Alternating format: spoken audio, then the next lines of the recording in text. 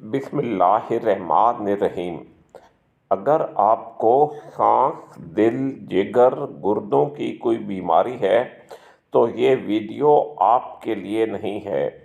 ان ہدایات سے آپ کی بیماری میں مزید اضافہ ہوگا۔ اگر آپ کو کانسٹیپیشن ہے تو آپ پہلا کام یہ کریں کہ پانی روٹین سے زیادہ پئیں۔ آپ کتنا پانی زیادہ پئیں اسے مختلف طریقوں سے ڈسکرائب کیا جاتا ہے۔ ایک تو یہ ہے کہ آپ جتنا پانی روٹین میں پیتے ہیں اس سے 2 سے 4 گلاس ایکسٹرا پانی پئیں۔ یہ سارا ایک دن کا حساب ہے۔ پانی کا ایک نارمل گلاس 240 یعنی 240 ملی لیٹر کا ہوتا ہے۔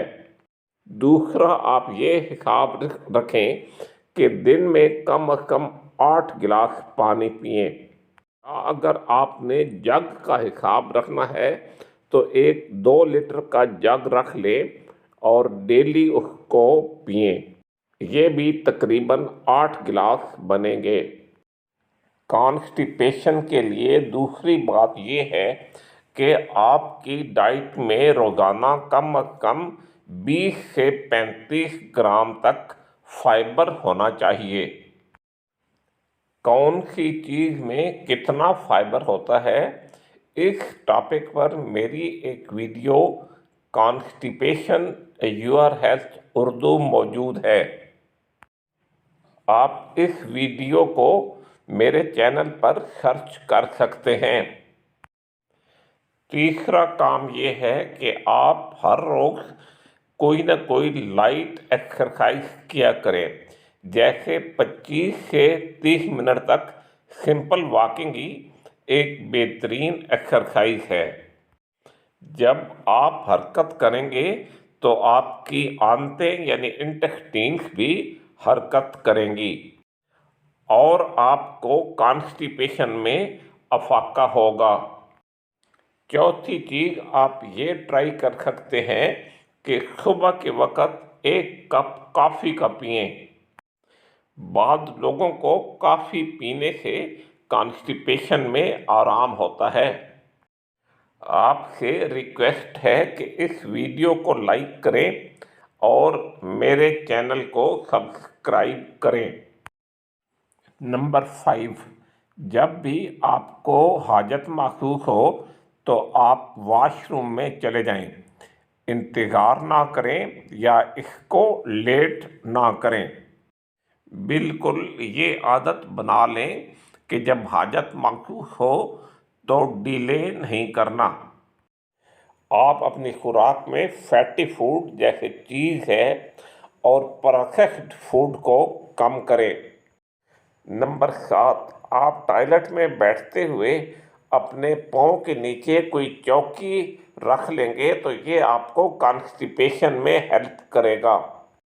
رائٹ سائیڈ والی گرین کلر کی تصویر اس پوزیشن کو ظاہر کرتی ہے۔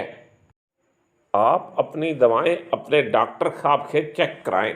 ہو سکتا ہے کہ آپ کی کانسٹیپیشن کسی دوائی کی وجہ سے ہو۔